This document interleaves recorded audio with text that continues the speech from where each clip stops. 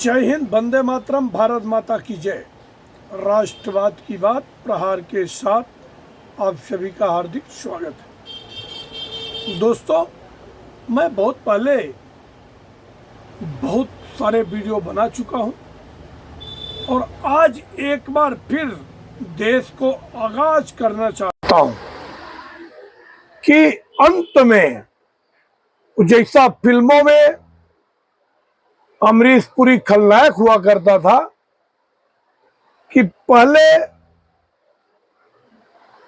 सारे षड्यंत्र लगाता था और बाद में जब उसकी बारी आती थी कि अब तो मैं बचूंगा नहीं, तो फिर वो नायक की मां बहन को कैदी कर लेता था और फिर ब्लैकमेल करता था। मैं इसलिए कह रहा हूं कि यही सेम स्टोरी राहुल गांधी की है। पहले राहुल गांधी ने क्या कहा? 2015 में मोदी जी को कहा ये सूट बूट की सरकार है, ये सिर्फ पूंजीपतियों की सरकार है, गरीबों की कुछ नहीं। बाद में चुनाव से पहले 2019 के नारा लगाया कि राफेल में घोटाला हो गया, ये तो चौकीदार चोर है, और ये फायदा दिया 30,000 करोड़ का किसको? अनिल अंबानी को। आज अनिल अंबानी के घर पे पिछले हफ्ते रेड पड़ी थी और ईडी ने 8 घंटे पूछताछ किया था। अगर मोदी को ही बचाना होता तो जो उनके घोटाले हुए हैं वो पैसे मोदी डायरेक्ट ही डलवा देते, मगर कर्मों का फल। मोदी ने कहा कि न खाऊंगा न खाने दूंगा, और उस विजन में ऐसे विजनरी लीडर बने कि गलती करने वाला ही पछताता है कि why I have make such type of mistake. कल पाकिस्तानी मंत्री और डिप्टी वाइस पीएम इशार डार ने कहा कि भारत सीज फायर नहीं किया, और किया भी तो अमेरिका के किसी भी हस्तक्षेप से नहीं किया। यही बात दौड़ दौड़ के घूम घूम के राहुल गांधी कह रहे थे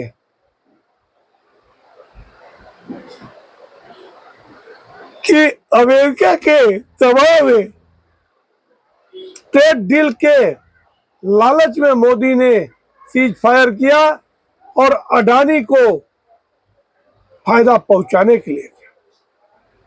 और पाकिस्तान जैसे जब सर्जिकल स्ट्राइक हुआ था तो पाकिस्तान की संसद में मुद्दा उठा था।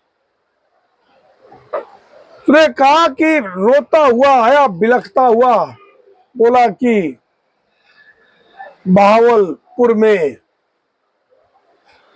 जो तबाही मचाया,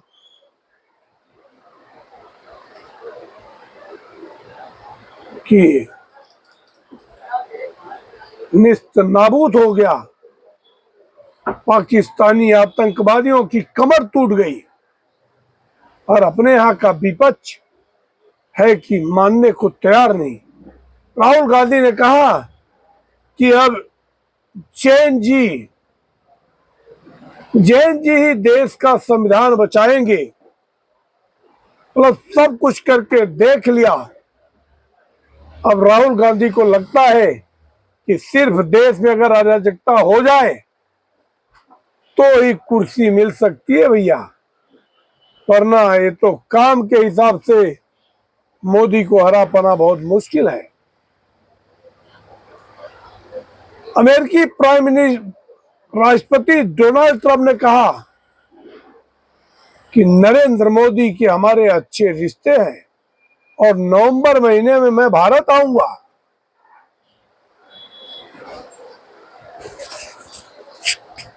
अब कहते हैं कि युवाओं को रोजगार नहीं देंगे, नौकरी नहीं देंगे, मतलब ये युवाओं को एक प्रकार से भड़काना हुआ। आज अगर जो भी तो राहुल गांधी युवाओं को क्यों भड़काना चाहते हैं? जहां एक तरफ नरेंद्र मोदी जी ने 11वें पावदान पर से चौथे पायदान पे देश को लेके आया, तो राहुल गांधी को यही लगता है कि भरा भरा खजाना हमें मिल जाए और हम देश को लूट लेवे। तो मेरी युवाओं से यही अपील है कि you have talent, sure you will get job.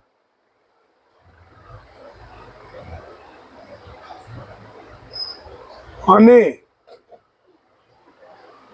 वाले समय में ऐसा भी टाइम आएगा कि जैसा नेपाल में हुआ है, जैसा बांग्लादेश में हुआ है, जैसा श्रीलंका में हुआ, वही सेम रणनीति राहुल गांधी सोच रहे हैं।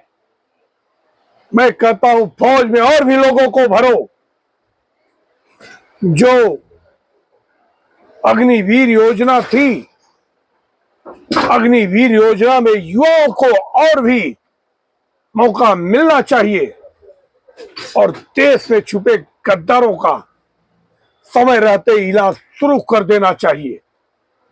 नहीं तो दूर नहीं, ये आप हॉस्पिटल बनाओ, एयरपोर्ट बनाओ, कंस्ट्रक्शन इंफ्रास्ट्रक्चर बनाओ, देश की तिजोरी लबालब भर दो, मगर सोच नहीं बदल सकते।